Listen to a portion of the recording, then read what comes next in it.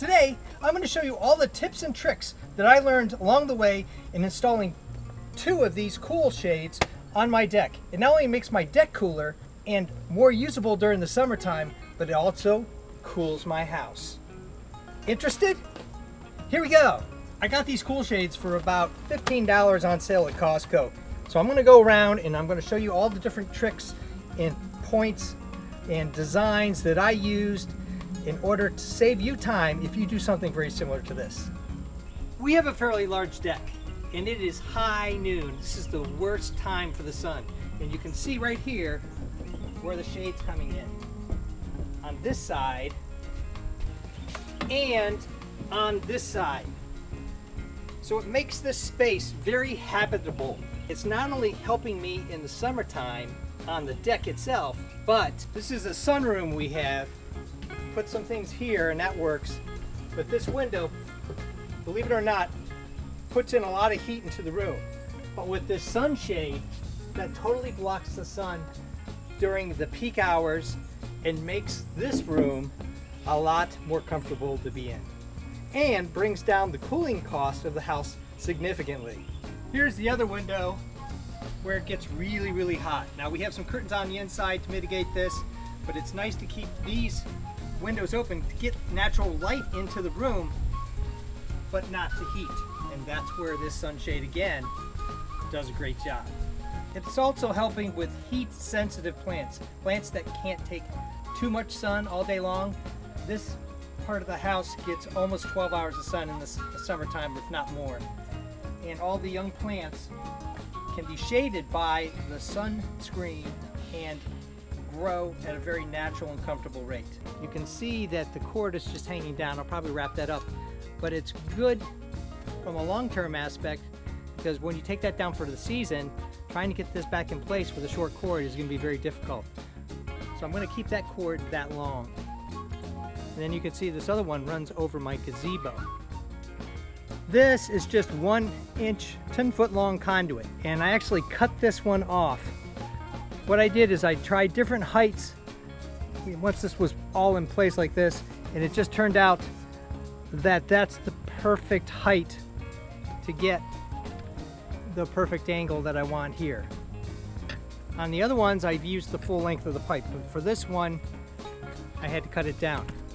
The hardware for this loop is just 2 nuts, a lock washer on that side, and this here, an eye bolt zinc plated 5/16 inch hardware and 4 inches long. You could probably go with a little shorter than that, maybe 3.5, but I couldn't find it. And all of the connectors for the ropes are the same design. So in both cases, I used 4 poles for one side that was outside on the past the deck or at the deck edge, and then I connected the other side up here to the house, up here to the house, there to the house, and down there on the house. So 2 sides connected to the house, and then 2 sides connected with these 1-inch metal conduit poles. I was gonna try PVC, all those things. 1 inch gave you the super strength. It's a couple dollars more than the 3/4 inch and is well worth it. These poles were about $10 a piece. Here you can see that it's just knotted up with a couple half hitches. And because this is stretched out, it's been on here for about a month, I'm going to tighten it up a little bit. And I want to just kind of show you how I've wrapped around the post to get the tension up. So I've fed it through here. You want to not get any rubbing here. All right, and you'd prefer not to have any screw threads here because that could work up against your rope. So I'm just tightening it up like that, running it a couple times around like this, wrapping it around and through just to keep the tension on as you're putting this together, and then do the half hitches. Nothing special. Half hitches are good because they're easy to put on. Like that, should be plenty. And then you can just kind of wrap this around a little bit, get it out of the way. And there you go. You want to avoid drilling on the seam because right here you can see there's a line going on the inside. So that's the welded seam that's been polished. So I go 90 degrees and 80 degrees off from that. Now what I did is I came up with this little fixture.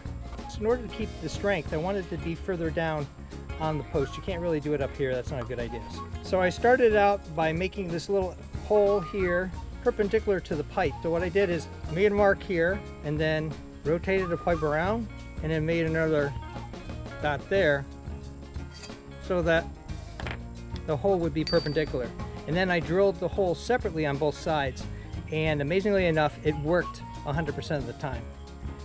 I started out with a really small drill about that size. You can actually hit this with a center punch or a nail to put a little divot to help keep the drill in place. Drill on both sides and then go with a bigger drill. That's going to allow you to pass this hardware through there. It says 5/16, so anything bigger than 5/16 and you're probably okay. This fixture saved me an immense amount of time, and I strongly suggest if you're going to do something like this and you're going to do more than one pole, that go with this fixture so you can get the uniformity on each pole. On 3 of the poles I had to go the full length of the pole, so I was worried about bending. So there's the top where the rope is going in. I've actually coiled it around to reinforce it a little bit, and I've tied it off to the gazebo, which is less than desirable. So I came up with this, a little fixture I made out of 1-inch pipe, and I'll show it later. This 1-inch fixture there, so that the structure, when it bends, going on mostly in this direction. See how much it's flapping up there? I want to try to avoid that as much as possible. And tying it in structure to structure is going to help me do that. And all I did is I cut this 1-inch pipe along those lines. You can kind of see, heated this up, and you can see the aluminum foil was kept on the 1-inch PVC pipe so that that wouldn't melt and that joint would be solid. Then as I heated it up with the heat gun, I just pushed it up against here and pushed it on the sides, and I started on this side, then flipped it over and did the other side, and got that nice curve to match exactly with this. And then the blue tape tells me that it's on this side. That's the side that's going up flush with this part of the gazebo that I'm tying into right there. I wanted to show you what I did here. So I glued up this end and this end, and I put a clamshell. I basically cut the T into 2. This is just a number 10, 2-inch long screw, clear cleaner and clear. So I glued that side up, glued this side up. I've also filed down this area here, here, and then in here, and here, to help keep the cable ties in place. And going around the main pole, I'm going to use black cable ties, and I'm going to use 8-inch cable ties for the 1-inch clamp here. Now I'm eventually going to go paint this up, but I'll show you what it looks like putting it in place. I'm going to move this up as far as I can to make sure I can take the stress off this pole. Put the other side of the clamshell on, make sure I got the right side up. You can see it's fitting even without the cable ties. Cable ties are on. Instead of having like 6 feet of bend, you're only going to have about 2.5 feet. So that's going to strengthen that in all sorts of crazy winds. Here's another angle of it. I use this hardware 3/4 inch, 2.5 inch, of which the screws are probably just over 1 inch. If you want to get something longer, you certainly can, but my problem was I didn't have much structure to go into. You have to go really close to the roof line on here to really get something behind this little piece of wood here. You can see that I actually did some probing holes and mistakes, and I filled those in with hot glue. Keep the wasp and things from building a nest in here. You don't want to do that. So that works out really close to the roof line and the shingles. And then you can see here, I just took some 3/4 inch plastic pipe, split it down the side, and that helps prevent any kind of rubbing into the actual material, which you don't want because it's going to wear it out eventually. So this whole design here worked out really well with this. And you want to make the hole just a little smaller than the actual screw itself so you get a good lock in with these threads. And here you can see I did another piping thing. I think that's 1/2 inch pipe with the 3/4 inch pipe. That's a black clip. It's trying to protect the material from rubbing up against the metal. I want to use this for a couple years if possible. And this configuration works really well. There's mounting brackets here you can find in the same area where the electrical conduit is. These are 1-inch conduit half circles, and you just screw those in, and they're being screwed in with number 7 1.5 inch screws. And those work out great. And it's nice to have something that you're bottoming out on so this doesn't slide around much. Not that it does at all. 1.5 inch screws, 2 there and 2 there. And that's really solid, and it's going to work well for you as long as you put it in a nice big solid piece of wood. And that's what I did for 3 of the poles that are mounted specifically to the deck. This one here, and then the 2 over on the other side for that sunshade. This is the part of the design that I'm probably most proud of. I had to come up with a way to get this thing suspended out over the deck.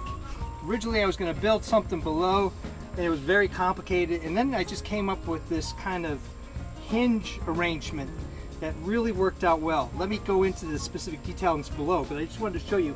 I'm wrapping the line around the pole so that I can pull it in and give it a little more attention as the sunshade kind of stretches a little bit over a period of time, and this makes it easier to put down and take up during the end and the beginning of the year. So it came down through here and just had a lot of extra line. I guess you could coil it up if you want. Again, 2 half hitches just to clean it up. Same kind of arrangement here where I'm using one of those 180-degree clamps and 1.5 inch screw on both sides. This is all constructed out of one 8-foot long pressure treated 2x4. You have a stud here to kind of offset the thickness of the pole. I've got 2 L brackets right here. I think they're about 3 inches on the side.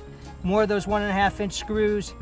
And that, you can see it flexes a little bit there. I'm gonna have to tighten it up. On this end, I've got 2 3-inch deck screws, one on this corner and one on the bottom far corner. I have 2 3-inch deck screws, one on the upper inside corner and one on the bottom outside corner. And then to screw in this piece, and then I've taken 2 screws here. You can see one right there, one on the bottom inside corner and one on the top outside corner. A little more springier than I want, so I'm going to put this 2x4 in there. Here I'm just using a 5-inch long 5/16 inch bolt with a nut on one side and 2 these 5/16 washers, 1.5 inch on this side and this side. And there's a little bit of a gap there, so I'll probably slide in a couple of those when I make this stud piece here. You drill the hole a little bit bigger for this, and this is the 1-inch pole, and I used the same fixture that I did for the top on the bottom here to make sure it was just right. So I added that piece in there, drilled it through, and it's a lot more rigid down here below. It does float on the deck. It's not mounted at all to the deck. I didn't want to damage the deck. So the only place it's mounted is on this post on the corner of the deck. If for some reason I wanted to reverse it, not use this anymore, just take the screws out, maybe fill them in, put some wood filler for good measure, and you see no damage. So that's a little stiffer, and it really gets me what I want, and I'm pretty happy with it. So here you can see the temperature differential on the deck.